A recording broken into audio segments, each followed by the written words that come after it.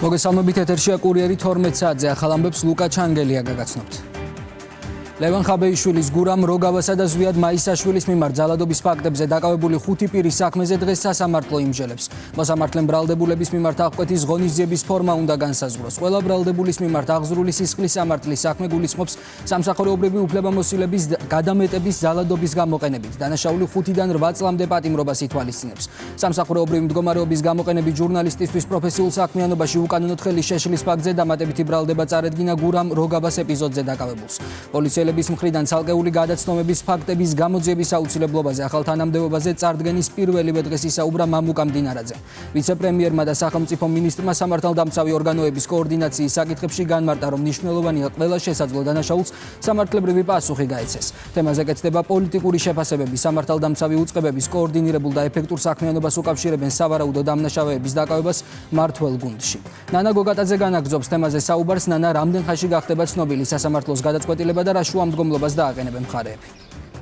გურამ როგავაზე, ზვიად მაისაშვილსა და ლევან ხაბეიშვილზე თავდამსხმელების ძალადობის ბრალდებით დაკავებულების სასამართლო პროცესი 5-დან 2 ზუსტად 2 საათში დაიწყება თბილისის საქალაქო სასამართლოში. უკვე ჩვენთვის ცნობილია თუ როგორი იქნება სახელმწიფო ბრალდების პოზიცია, ვინაიდან საგანგებოდ გამართულ ბრიფინგზე გენერალურმა პროკურორმა გიორგი გვარაკიძემ დაანონსა, რომ პროკურატურა სასამართლოში პატიმრობის შუამდგომლობით შევა. როგორი იქნება დაცვის მხარის ბრძოლის სტრატეგია, ეს ჯერჯერობით ჩვენთვის უცნობია, თუმცა ვიცით, რომ 5-დან 1 ბრალდებული დანაშაულს აღიარებს. ამ თემასთან დაკავშირებით ცოტა ხნის წინ ვრცელი კომენტარი გააკეთა პრემიერ-მინისტრმა ირაკლი კობახიძე. ამბობს, რომ ნებისმიერი სახის სამართალდარღვევას ბუნებრივია უმკაცრესი რეაგირება მოჰყვება და პრემიერ-მინისტრის თქმის ეს ქართული სამართალდამცავი უწყებების ერთგვარი ხელწერა. ასევე ირაკლი კობახიძემ გაიხსენა დაახლოებით 2 კვირის წინ სახელმწიფო მინისტრის მიერ ნათქვამი სიტყვები. მაშინ მამუკა მდინარაძემ ერთგვარად დაანონსა და თქვა, რომ ნებისმიერი ტიპის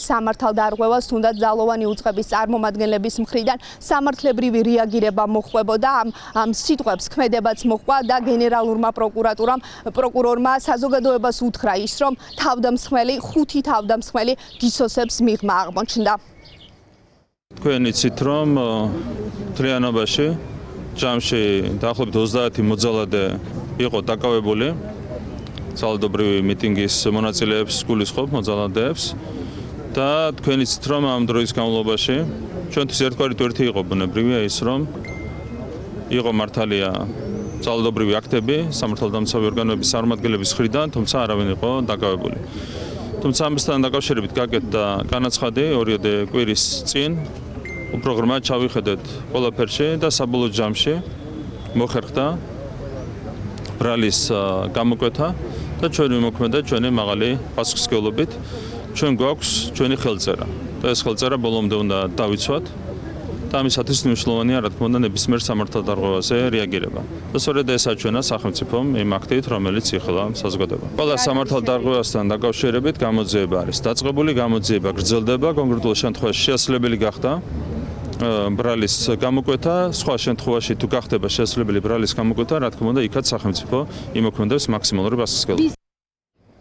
4 წელსში აღკვეთილი რევოლუციის 4 მცდელობა. ამ საკითხთან დაკავშირებითაც ისაუბრა პრემიერ-მინისტრმა. ირაკლი კობახიძის თქმით, მიზანი იყო ძალადობრივი გზით პოლიტიკური რეალობის შეცვლა, თუმცა ამ მიზანს მთავრობის მეთაურის განცხადებით სწორედ სამართალდამცავი უწყებების წარმომადგენლების მხრიდან განხორციელებულმა სამუშაოებმა შეუშალა ხელი ამ მიზნის მიღწევას. აქედან გამომდინარე, მთავრობის მეთაურმა ძალოვანი უწყების წარმომადგენლებს დღეს მადლობა გადაუხადა.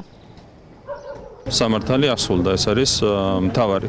და კიდევ ერთხელ მე მინდა ხაზგასმით მადლობა გადაუხადო შინაგან საქმეთა სამინისტროს, თითოეულ პოლიციელს, განსაკუთრებულ დავალებათა დეპარტამენტის თითოეულ თანამშრომელს იმისათვის, რომ მათ აღკვეთეს ხელისუფლების ძალადობით შეცვლის 4 მცდელობა გასული 4 წლის განმავლობაში. რა თქმა უნდა, რომ არა მათი მაღალი პასუხისმგებლობა სახელმწიფოს მიმართ, სამშობლოს მიმართ, სამშობლოსადმი ერთგულება ეს შედეგი არ დადგებოდა, მაგრამ თქვენ მინდა შეგახსენოთ, რომ იყო გარედან დაფინანსებული 4 მცდელობა. კონსტიტუციური წყობილების ძალადობით შეცვლის 4 მცდელობა, რომელიც აღკვეთეს სწორედ ამ ადამიანებმა. ძალოვანი სტრუქტურების, სამართალდამცავი სტრუქტურების წარმომადგენლება. კიდევ ერთხელ მადლობა ჟს-ს, მადლობა სახელმწიფო უსაფრთხოების სამსახურს, სახელმწიფო დაცვის სპეციალურ სამსახურს, თითოეულ თანამშრომელს, თითოეულ სამართალდამცავს. სწორედ მათზე დგას სახელმწიფოს სიმტკიცე, რაც მათ დაადასტურეს გასული 4 წლის განმავლობაში. ქართული სამართალდამცავი უწყებები, რომ მტკიცებულებების უმაღლესი სტანდარტით მოქმედებენ, ამაზე გაამახვილა ყურადღება პარლამენტის თავმჯდომარემ შალვა პაპუაშვილმა, გაიხსენა ასევე გასულ წელს პარლამენტის მიმდებარე ტერიტორიაზე გამართული საპროტესტო აქციები და იქ მიმდინარე მოვლენები. საკანონმდებლო ორგანოს თავმჯდომარე ამბობს, რომ კანონის წინაშე ყველა თანასწორია და მნიშვნელოვანია ყველას დაეკისროს სამართლებრივი პასუხისმგებლობა. ორი მომენტი არის მნიშვნელოვანი. პირველი, საქართველოს ხელისუფლებისთვის და ჩვენი ქვეყნისთვის მნიშვნელოვანი არის კანონის უზენაესობა და მეორე, მნიშვნელოვანი არის რომ დაცული იქნას კანონის უზენაესობის ნაწილია მათ შორის, რომ მხოლოდ მყარი მტკიცებულებების დროს იწყებს უყენებს პროკურატურა ბრალს. პროკურატურამ რა მომენტში ჩათვალა რომ მას ჰქონდა შესაბამისი მყარი მტკიცებულებები კონკრეტული პირების მიმართ, ნახეთ კიდევაც რომ არ დააყოვნა ბრალის წაყენება. ცდილობდნენ საქართველოს დამხობას, ქვეყნის დამხობას, ხედავდით ძალადობას პოლიციელების მიმართ, ხედავდით ძალადობას და პარლამენტის შენობის გადაწვის მსვლელობას, ხედავდით ევროპის დროშით შეიარაღებულ რადიკალებს, მოლოტოვის კოქტეილებს როგორ ესროდნენ და ადამიანების ცოცხლად დაწვას ცდილობდნენ და რა თქმა უნდა ამ დროს ჩვენი პოლიციელები, სხვადასხვა დანაყოფების წარმომადგენლები იყვნენ დიდი გამოწვევის წინაშე, რომ ეს ძალადობა და ქვეყნის წინააღმდეგ მიმართული აქტი არ შემდგარიყო, შესაბამისად რეაქცია ქონოდათ და მინდა კიდევ ერთხელ მადლობა გადაუხადო თითოეულ პოლიციელს, რომელმაც 2024 წლის დეკემბერში დაიცვეს ქვეყანა ქაოსისგან და მართლა ბნელ წარსულში დაბრუნებისგან, რომელსაც ასე უბიძგებენ გარედან. შესაძლოა ეს ადამიანების, რომელსაც დღეს ბრალი აქვს წაყენებული კონკრეტულ ფაქტთან დაკავშირებით, ამ ადამიანებმაც იმ დღეებში მანამდე მნიშვნელოვანი წვლილი შეიტანეს იმაში, რომ მოლოტოვის კოქტეილი ვიღაცას არ მოხვედროდა და არ დამწვარიყო ცოცხლად, რომ ის მაშხალები, რომელსაც პარლამენტს ესროდნენ, არ წასულიყო იმ მიმართულები და არ გადამწვარიყო საქართველოს პარლამენტის შენობა. კიდე არის რამდენიმე კადრიაზე თქვენ საუბრობდით, რა თქმა უნდა, მნიშვნელოვანია ყველა დადგინდეს, ისევე როგორც მნიშვნელოვანია, რომ პარლამენტის შენობაზე და პოლიციელებზე ყველა დასმელი დადგინდეს. აი ეს ადამიანები უშუალოდ ვინც ეს ოთახები გადაწვა და ცეცხლი წაუკიდა, დღემდე არიან გამოვლენილი. გურამ როგავაძე, ზვიად მაისაშვილსა და ლევან ხაბეიშვილზე თავდამსხმელების სასამართლო პროცესი დღეს რამდენიმე საათში გაიმართება. მსაჯული იმსჯელებს აღკვეთის ღონისძიების შეფარდებასთან დაკავშირებით პროცესი იქნება დიდი ალბათობით დახურული, ვინაიდან ადვოკატებს გაუთქმელობაზე აქვთ ხელი მოწერილი და ასევე მოსალოდნელია ის, რომ მსაჯული გაითვალისწინებს სახელმწიფო ბრალდების შუამდგომლობას და ხუთივეს პატიმრობაში დატოვებს. გამოძიება ამ ეტაპზე ორი მუხლით მიმდინარეობს და ბრალის დამტკიცების შემთხვევაში მათ 5-დან 8 წლამდე თავისუფლება აღკვეთა ემუქრებათ. მადლობა ნანა, ის ნანა გოგატაძე იყო. სამშობლოს ღალატის სხვა სახელმწიფოების ინტერესების სასარგებლოდ ყველა დამნაშავის მიმართ სახელმწიფო იქნება პრინციპული. ასეთია მთავრობის პოზიცია იმ პირებზე, რომლებიც საქართველოში ჯაშუშობენ. პრემიერ-მინისტრმა და პარლამენტის თავმჯდომარემ დღეს საკითხზე ჟურნალისტების კითხვის საპასუხოდ ისაუბრეს. ირაკლი კობახიძის განცხადებით, გიორგი უძილაურის საქმე უნდა იყოს მაგალითი მათთვის, ვინც გადაწყვეტს საქართველოს ტერიტორიაზე ჯაშუშობას. პრემიერის თქმით, მნიშვნელობა არ აქვს, რომელი სახელმწიფოს დავალებით იმუშავებს პირი, რადგანაც აგენტი აგენტია. ლელა ჯავახიშვილი მოგვიყვება უფრო ვრცლად გაკეთებულ განცხადებებზე. ლელა, დეტალებს ველოდებით შენგან. სახელმწიფო იქნება პრინციპული ყველას მიმართ, ვინც გადაწყვეტს აგენტობას სხვა ქვეყნის სასარგებლოდ საკუთარი ქვეყნის წინააღმდეგ, აცხადებს პრემიერ-მინისტრი, რომელსაც კითხვა დღეს ჟურნალისტებმა გიორგი უძილაურის საქმესთან დაკავშირებით დაუსვეს. ირაკლი კობახიძის თქმით, მნიშვნელობა არ აქვს, რომელ ქვეყანას ემსახურება ჯაშუში, რადგან ფაქტი უკვე ნიშნავს სამშობლოს ღალატს. სახელმწიფო გუნდი ამ კონკრეტულ საქმესთან დაკავშირებით არასახელებს ქვეყანას, ამბობენ, რომ მნიშვნელოვანია სახელმწიფო გაუფრთხილდეს ურთიერთობებს, თუმცა ზოგადად მართლ პარტიაში საუბრობენ იმაზე, რომ მინიშნებები სათანადოდ უნდა იქნას აღქმული თავად ამ ქვეყნების მხრიდან. მნიშვნელობა არ აქვს ჯაშუში, რომელ ქვეყანას ემსახურება. ჯაშუში ყველა შემთხვევაში არის ჯაშუში და ჯაშუშობა, აგენტობა ყველა შემთხვევაში ნიშნავს საკუთარი სამშობლოს მიმართ ღალატის შადენას. თავის დროზე თქვენ გახსოვთ, რომ კონკრეტული ადამიანები, პოლიტიკოსები ცდილობდნენ აგენტობის პოპულარიზაციასაც კი, როდესაც საქმე ეხებოდა კონკრეტული სახელმწიფოების აგენტობას. აგენტი მნიშვნელობა არ აქვს ვისია. აგენტი ყოველთვის ხალატობს საკუთარი სამშობლოს ინტერესებს, ის ყოველთვის გამოხატავს საკუთარ მზადყოფნას, რომ დადგეს საკუთარი სახელმწიფო ინტერესების წინააღმდეგ. აქედან გამომდინარე, ეს დაკავება უნდა იყოს მაგალითი ყველასთვის. ვინც გადაწყვეტს აგენტობას სხვა სახელმწიფოს სასარგებლოდ, საკუთარი ქვეყნის წინააღმდეგ, ყველას მიმართ სახელმწიფო იქნება ბუნებრივია პრინციპული. რა თქმა უნდა, იმისათვის, რომ ჩვენ გავუფრთხილდეთ სახელმწიფოებს შორის ურთიერთობებს, არ დავასახელებთ შესაბამის სახელმწიფოს. ბუნებრივია ამას არ დავასახელებთ, მაგრამ კიდევ ერთხელ კაფეო გაფრთხილება ყველას. მნიშვნელობა არ აქვს ვისი აგენტი ხარ. აგენტობა ყოველთვის არის დანაშაული საკუთარი სამშობლოს წინააღმდეგ და შესაბამისად აქ განსაკუთრებით პრინციპული იქნება ბუნებრივია სახელმწიფო. რაც უფრო მეტი ინფორმაცია აქვს საზოგადოებას, მით უფრო ნაკლები სივრცე რჩება სპეკულაციებისთვის. სწორედ ამ არგუმენტით სახელმწიფო მინისტრის მამუკა მდინარაძის განცხადების შემდეგ გამოაქვეყნა სუსმა ფარული ვიდეო მასალა, სადაც ჩანს როგორ იღებს ინსტრუქტაჟს კონკრეტული პირისგან კონსპირაციულ შეხვედრაზე ჯაშუშობის ბრალდებით დაკავებული გიორგი უძილაური თანხმდებიან ფაილების პაროლით ერთმანეთისთვის გადაცემაზე, საუბრობენ ფარულ კოდებსა და მიმოწერებზე. სახელმწიფო უსაფრთხოების სამსახურის მიერ გავრცელებულ ვიდეოში ჩანს ჯაშუშისთვის განკუთვნილი თანხის გადაცემის და ფულის მიღების ხელმოწერით დადასტურების ფაქტიც. დღეს პარლამენტის თავმჯდომარემ საკმაოდ ვრცლად ისაუბრა იმაზე, თუ რატომ გახდა საჭირო იმ მტკიცებულების განსაიდუმლოება საქმიდან, რომელსაც საიდუმლო გრიფი ადევს. დღეს სახელმწიფო უსაფრთხოების სამსახური და ამ შემთხვევაში მისი კონდაზვერვითი მიმართულება არის მოწოდების სიმაღლეზე და ჩვენ მოვისმინეთ გუშინ სამართალდაცვო ორგანოების კოორდინების საკითხებში სახელმწიფო მინისტრის მამუკა მდინარაძის განცხადება, რომ საქმე ეხება რამდენიმე ევროპულ ქვეყანას, რომელიც პარტნიორ მეგობარ ქვეყანაში დაზვერვით სამუშაოებს აწარმოებს, რაც გახლავთ სირცხვილი. სირცხვილია, როდესაც მეგობარს და პარტნიორს უწოდებ ქვეყანას და იქ აწარმოებ დაზვერვას. ამიტომაც მნიშვნელოვანი იყო გუშინ მამუკა მდინარაძის განცხადება და მოწოდება ამ ევროპული ქვეყნების მიმართ, რომ შეწყვიტონ ასეთ საქმიანობა, ვინაიდან შესაბამისი ყველანაირი როგორც ტექნიკური, ისე ადამიანური რესურსი აქვს დღეს სახელმწიფო უსაფრთხოების სამსახურს, რომ სათანადო რეაგირება ქონდეს და გამოავლინოს ყველა ასეთი ფაქტი. 5 მაისს ჯაშუშობის ბრალდებით დაკავებული ფინანსური პოლიციის მაღალჩინოსანი რომ გიორგი უძილაური იყო, რომელსაც ინფორმაცია ერთ-ერთი ევროპული ქვეყნის სასარგებლოდ გახონდა, ეს კურიერმა ექსკლუზიურად რამდენიმე დღის წინ გაარკვია. საგამოძიებო მოქმედებების შედეგად გამოვლინდა ისიც, რომ მას ინფორმაცია გახონდა ქვეყანაში მიმდინარე პოლიტიკურ პროცესებზე და ბრალის დამტკიცების შემთხვევაში მას ემუქრება 8-დან 12 წლამდე პატიმრობა. მადლობა ლელა, ეს ლელა ჯავახიშვილი იყო. დღეს ფაშიზმზე გამარჯვების დღეა. ნაცისტური გერმანიის დამარცხებიდან 91 წელი გავიდა. 1945 წლის 8 მაისს გერმანიის მიერ კაპიტულაციის გამოცხადების შემდეგ მეორე მსოფლიო ომი დასრულდა. 9 მაისი კი ფაშიზმზე გამარჯვების დღედ გამოცხადდა. მეორე მსოფლიო ომში საქართველოსდან 700,000 ადამიანი წავიდა, მათგან ნახევარი უკან არ დაბრუნებულა. დღეს ვეტერანების ნაწილი ტრადიციულად კიკვიძის პარკში შეიკრიბა. მსოფლიო ომში დაღუპული გმირების ხსოვნას პატივი მიაგეს საკანონმდებლო და აღმასრულებელი ხელისუფლების წარმომადგენლებმა. გვირგვინით შეიმკო დაღუპულ გმირთა მემორიალი. ლევან ფანცხავა მუშაობს დილიდან კიკვიძის ბაღში, ის ახლა პირდაპირ ეთერში შემოგვიერთდება. ლევან, გისმენთ.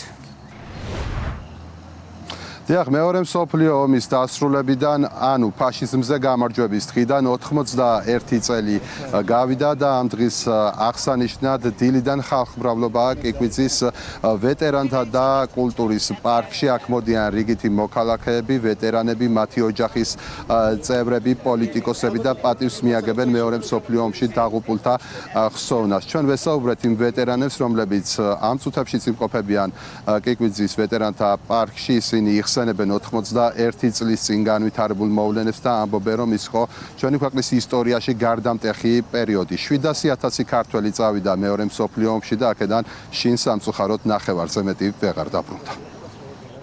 გამარჯვება თითქმის 5 წელი გრძელდებოდა და იმდენი ხალხი შეიწერა ამ ომმა საბჭოთა კავშირიდან 20 მილიონზე მეტი და მსოფლიოში ალბათ 300 მილიონზე მეტი ადამიანი და რა თქმა უნდა ფაშიზმზე გამარჯვება ეს იყო უდიდესი ზეიმი.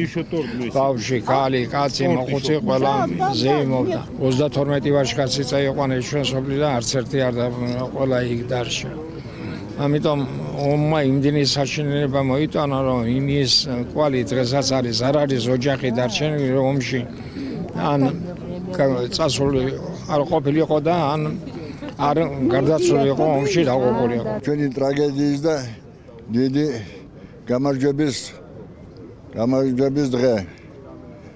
ჩვენ ყველა ვამაყობთ იმით რომ ჩვენმა საქართველოს შვილმა რეხსაგზე აფრიალა მშვიდობის და გამარჯვების დროშა.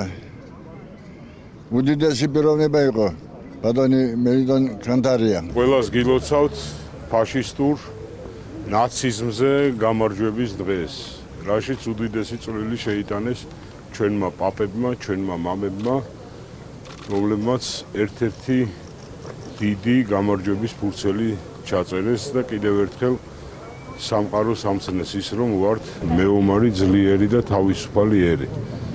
კიდევ ერთხელ ყველას ერთად გილოცავთ, მე მინდა მიუსამძიმრო ყველა დაღუპულის ოჯახს. ეს არის საერთო გამარჯვება სინათლის სიბნელეზე. მეორე მსოფლიო ომში დაღუპულთა ხსოვნას პატივი მიაგეს პრეზიდენტმა, პრემიერ-მინისტრმა, პირველმა კანონმდებელმა და დედაქალაქის მერმა. ისინი აცხადებენ, რომ მეორე მსოფლიო ომში დაღუპულთა და იმ გმირების სახელი არის უკვდავი და მათ თავიანთი ისტორია დაწერეს სწორედ 91 წლის წინ. აღსანიშნავია ეს ფაქტიც, რომ მთავრობის განკარგულებით დაღუპული ვეტერანების ოჯახის წევრებს ერთჯერადაც 1000, ვეტერანებს კი 2000 ლარი გადაეცემათ. ყველას ულოცავ 9 ფაშის გამარჯვების დღეს, განსაკუთრებით ულოცავ რა თქმა უნდა ჩვენს ვეტერანებს. 300,000 ადამიანი შეეწირა ქართველი ფაშიზმის წინააღმდეგ ბრძოლას, 100,000-ობით ქართველი იბრძოდა ფრონტზე და რა თქმა უნდა ჩვენი ვალია პატივი მიუღოთ თითოეული მათგანის, თითოეული გმირის ხსოვნას, თითოეულ გმირს, რომელიც არის განსახიერება თავდადების, სამშობლოსთვის თავგანწირვის. კიდევ ერთხელ ვიულოცავ ყველას და კიდევ ერთხელ მადლობას გადავხდი ყველა ვეტერანს, ყველა გმირს მათი ღვაწლისთვის.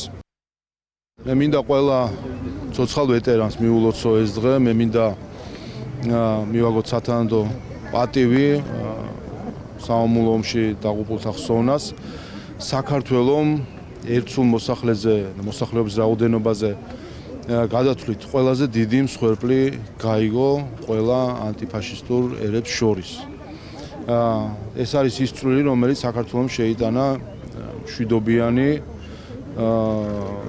სამყაროსთვის, ვინაიდან ეს ომი ეხებოდა ყველას. ეს არის ის წვლილი, რომელიც საქართველოს და ქართულ ხალხს ტრადიციულად ყოველთვის შექონდა ხოლმე უკეთესი მომავლისთვის. ეს დღე ასევე ჩვენ გვახსენებს თუ რამდენად მნიშვნელოვანი არის რომ ის დღეები, რაც ჩვენ იდენტობას ქმნის, ის ისტორიული მომენტები, რაც ჩვენ როგორც ერს გვაკავშირებს ერთმანეთთან და ჩვენი საერთო მეხსიერება არის, ეს დღეები არ დავივიწყოთ და იყოს ყოველთვის ჩვენი შვილების მეხსიერებაში. ეს არის დამუშავებული მეთოდი, რომ თარიღებზე დავით შემოიტანონ განხეთქილება საზოგადოებებში 25 დეკემბერი თუ 7 იანვარი, 8 თუ 9 მაისი, 7 თუ 8 აგვისტო, ესე ჩვეულებრივი სპეცსამსახურების მიერ დამუშავებული მეთოდი საზოგადოების გახლეჩისა. ამიტომ სასაცილო არის ასეთი მცდელობები, როდესაც სურთ რომ გადაწერონ ჩვენი ისტორია, წაგვიშალონ და ხელახლა ჩაწერონ ჩვენ გონში ახალი მეხსიერება, დაგვავიწყონ ვინ ვართ და რა არის ის თარიღები, რომელიც ჩვენთვის მნიშვნელოვანი არის. 9 მაისი არის ჩვენი დღე, ეს არის ჩვენი გამარჯვების დღე და ის ყოველთვის აღინიშნება როგორც ჩვენი გამარჯვების დღე. მეორე მსოფლიო ომი 1939 წელს დაიწყო და 1945 წელს დასრულდა და როგორც გითხარით, დღეს ფაშიზმზე გამარჯვებიდან ზუსტად 91 წელი გავიდა. მადლობა ლევან გიკვიძის ბაღიდან პირდაპირ ეთერში ლევან ფანცხავა საუბრობდა. 9 მაისი არის ევროპის დღეც. ევროკავშირი 1950 წლის შუმანის დეკლარაციის წლის თავს აღნიშნავს. ევროპის დღის მნიშვნელობასა და დღევანდელ რეალობაზე ისაუბრა საქართველოს პრემიერ-მინისტრმა. ირაკლი კობახიძე იმედს გამოთქვამს, რომ ევროპა იმ პრინციპებს დაუბრუნდება, რომელსაც გაერთიანება ეფუძნება. ვინაიდან ევროპული იდეის მთავარი ღერძი ჰუმანიზმია. თემაზე კომენტარი გააკეთა შალვა პაპუაშვილმაც, რომელმაც ევროპის დღესთან დაკავშირებით ერჩინსკის ვრცელი წერილი გაუგზავნა და ევროკავშირის ერთ-ერთი დამფუძნებლის რობერტ შუმანის დეკლარაცია შეახსენა. სპიკერმა მაშინ დაწერა, რომ დოკუმენტს საფუძვლად ერთი მიზანი ედო ომს აღარასოდეს გაენადგურებინა ევროპა. პაპუაშვილმა ჰერჩინსკის საქართველოს მისამართით გამოთქმული განცხადებებით შეახსენა. სიმბოლურია 9 მაისი ევროპის დღის აღნიშვნა. სწორედ 9 მაისი იყო ერთგვარი ათვლის წერტილი ახალი ეპოქისა ევროპის ისტორიაში, როდესაც ჰუმანიზმი იქცა ევროპისთვის განსაზღვრელ პრინციპად.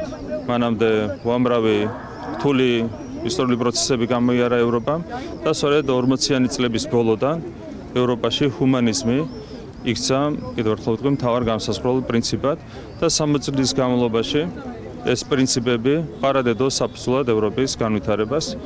ბოლოდროინდელი ტენდენციები არის სამწუხარო, თუმცა ჩვენ უნდა დავიტოვოთ იმედი, რომ ეს ტენდენციები შემოტრიალდება, კვლავაც დაადგება ევროპა კეთილდღეობის ზრდის გზას, იდენტობის დაცვის გზას, რაც არის რა თქმა უნდა ძალიან მნიშვნელოვანი თითოეული ჩვენგანისთვის. ევროპა ჩვენთვის იყო ყოველთვის განსაკუთრებული ღირებულება გამომდინარე იქიდან, რომ სწორედ ევროპაში ხედავდა საქართველო ტრადიციულად ქრისტიანული ღირებულებების დაცვის გარანტიას. იმედია, რომ ის პრინციპები, რომლებსაც დაეფუძნა ევროპა გასული საუკუნის 40 წლების შემდეგ, კვლავაც დაბრუნდება ევროპულ დღესასრიგში და კვლავაც გახდება განსაზღვრელი ევროპული დღესასრიგისთვის და ევროპის განვითარების. ბატონი ჰერჩინსკი ყველაფერს აკეთებდა ამ წლების განმავლობაში იმისათვის, რომ გაეუფუჭებინა ურთიერთობები საქართველოსა და ევროკავშირის შორის. ეს არის ტრაიგული ადამიანი, ხო? მას ევალებოდა ევროკავშირსა და საქართველოს შორის ურთიერთობების გამტკიცება, გაღრმავება და სინამდვილეში აკეთებდა ყველაფერს ამის საპირისპიროდ, იმიტომ რომ დავალება ჰქონდა ასეთი. ეს არის ტრაიგული პიროვნება, შესაბამისად ის ღონისძიება, რომელიც სტარდება მის ხელმძღვანელობით დიდ ღირებულებას სამწუხაროდ არ ატარებს. ჩვენ შარშან ვიხილეთ, რომ ევროკავშირის საელჩომ ჩაატარა ანტისამთავრობო მიტინგი 9 მაისს, როდესაც ერთი სიტყვა არ დასცდენია ევროკავშირის ერთს მეორე მსოფლიო ომში დაღუპული 300,000 ქართველის შესახებ, რომ არა ეს მსხვერპლი, რომელიც გაიღო საქართველომ და ქართველმა ხალხმა მეორე მსოფლიო ომში, არანაირი ევროკავშირი, არანაირი ევროპის დღე არ იქნებოდა და არც არაფერი იქნებოდა საზეიმო.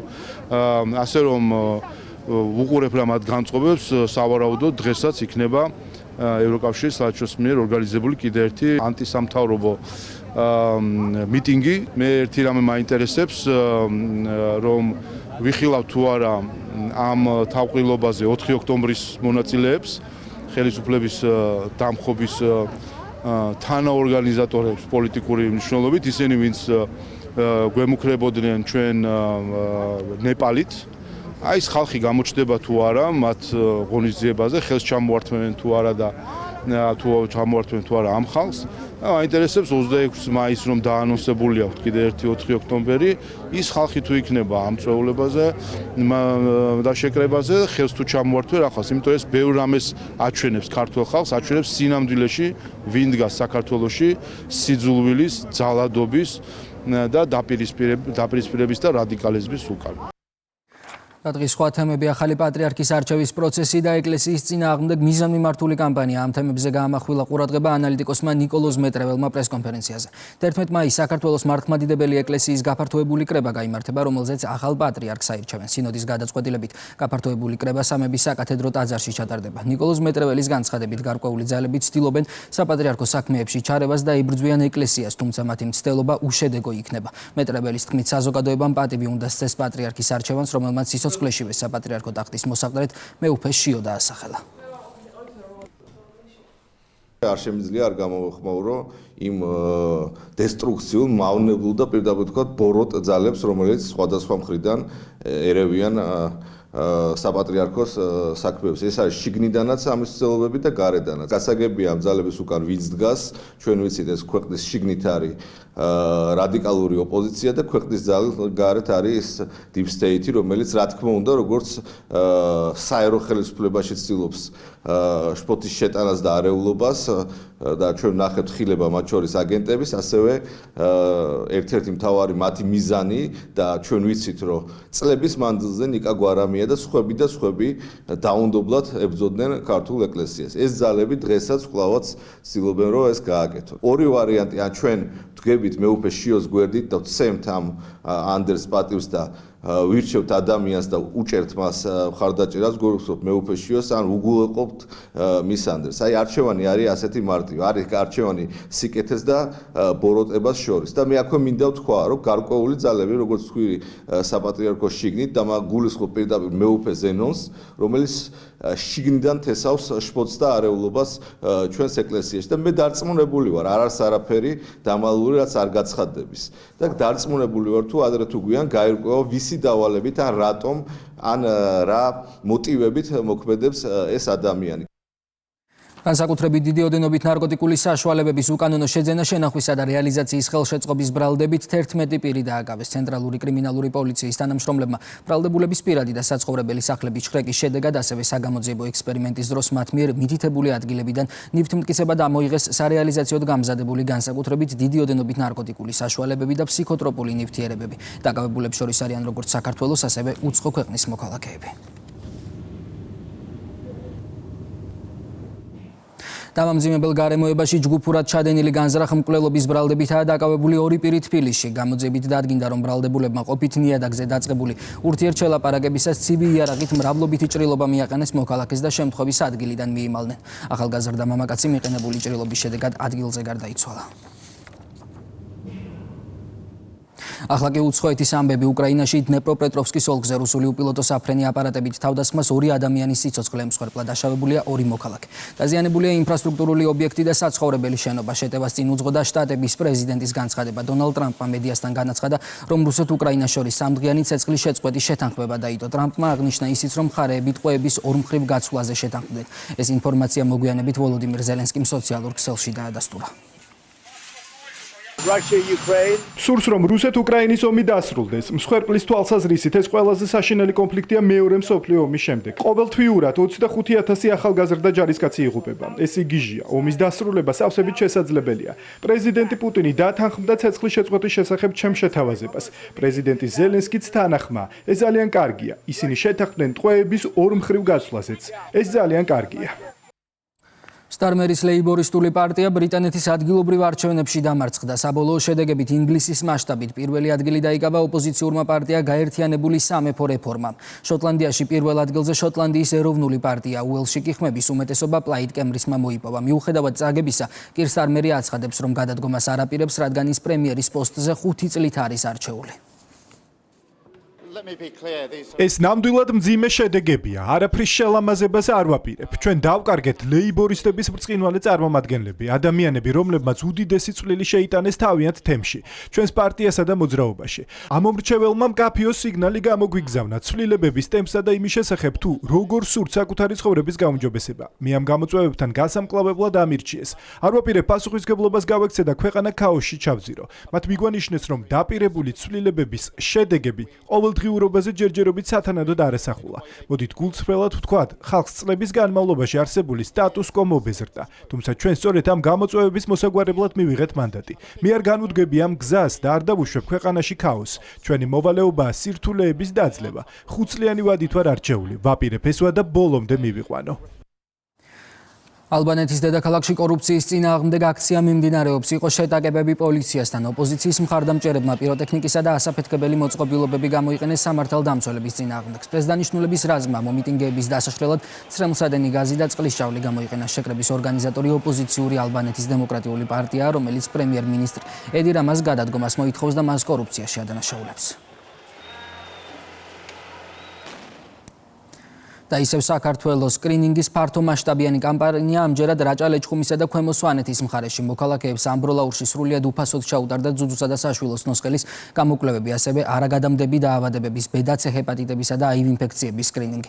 კვლევების შედეგად გამოვლენილი შემთხვევების შემდგომი დიაგნოსტიკა და მკურნალობა შესაძლებელია ონკოლოგიის სახელმწიფო პროგრამის ფარგლებში, რომელიც მოიცავს კვლევებისა და მკურნალობის ფინანსურ მხარდაჭერას.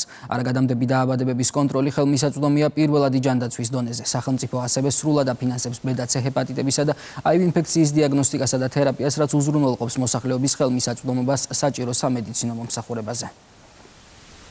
სკრინინგ აქციები გრძელდება 54 მუნიციპალიტეტში გაიმართება 344 აქცია ნოემბრის ბოლომდე და ეს ჩვენ ვფიქრობთ, რომ ხელმისაწვდომს გახდის ჯანმრთელობაზე ზრუნვას, ასევე გახდეს მას უფრო ადვილს და უფრო კომფორტულს. გამოკვლევა ხდება ქალბატონების ძუძუს კიბოზე, აგრეთვე ხდება საშვილოს ნოსყელის კიბოს სკრინინგი. ვიკვლევთ პაციენტებს B ჰეპატიტზე, C ჰეპატიტზე და შიდზე. მიმართვიანობა არის ძალიან დიდი, აქტიურად არიან ჩაბმული ქალბატონები. მინდა მადლობა გადავუხადო ორგანიზატორებს, ვინაიდან ჩვენი რეგიონისთვის ეს აქტივობა ძალიან მნიშვნელოვანია. ადრეულად აღმოჩენილი ავადობა ყოველთვის არის ჯანმრთელობის გარანტია, ამიტომ კიბო განაჩენი არ არის. ყოველ ჩამოსვლაზე გავდივარ სკრინინგს, მოუწოდებს სხვებსაც, რომ მოვიდნენ და გაიარონ. აუცილებელია. რა თქმა უნდა, უფასოა ეს ყველაფერი.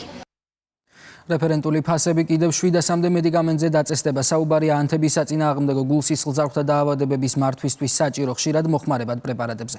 ჯანდაცვის სამინისტროში აცხადებენ, რომ ეს 2023 წელს დაწყებული რეფორმის მომდევნო ეტაპია და პროცესი მომავალშიც გაგრძელდება.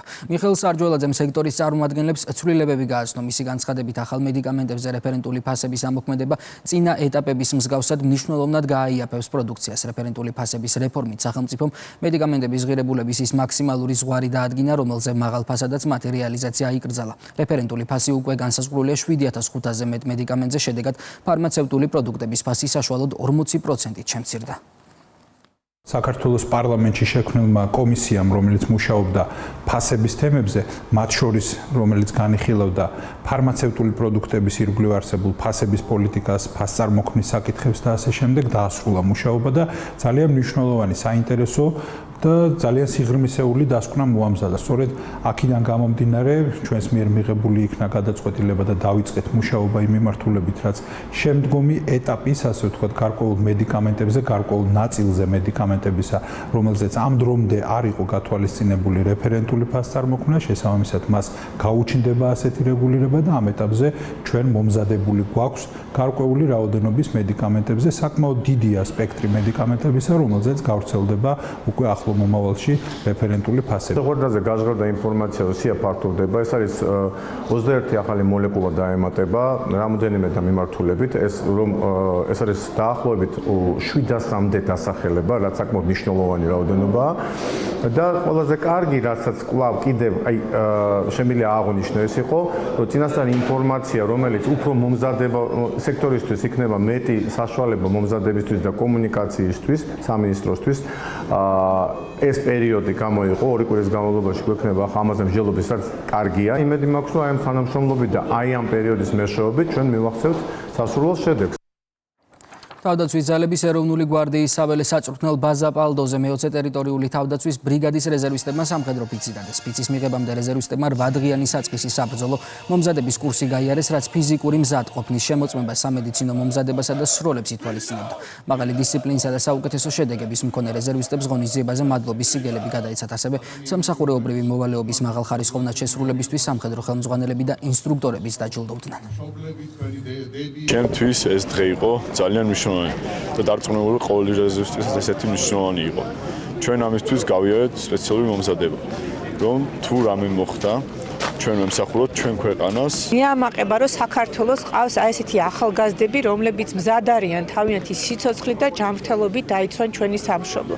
მადლობას ვუხდი მათ მშობლებს, მათ ოჯახებს, მათ მასწავლებლებს, მათი ასეთი პატრიოტიზმისათვის. აი ეს არის ის, რასაც დღეს ემყარება ჩვენი სამშობლო, ჩვენი ქვეყნის უსაფრთხოება და მშვიდობა პირველ რიგში ჩვენს ქვეყანაში. მაღალია მოთხოვნა რეზერვში, საკმაოდ მაღალია აპლიკაციების შევსება და დარწმუნებული ვარ, რომ ეს ადამიანები, ვის დღეს დღეს რეზერვში შემოვიერთეთ და დარწმუნებულად ძალიან მნიშვნელოვან როლში ასრულებენ თავდაცვალების განვითარებაში.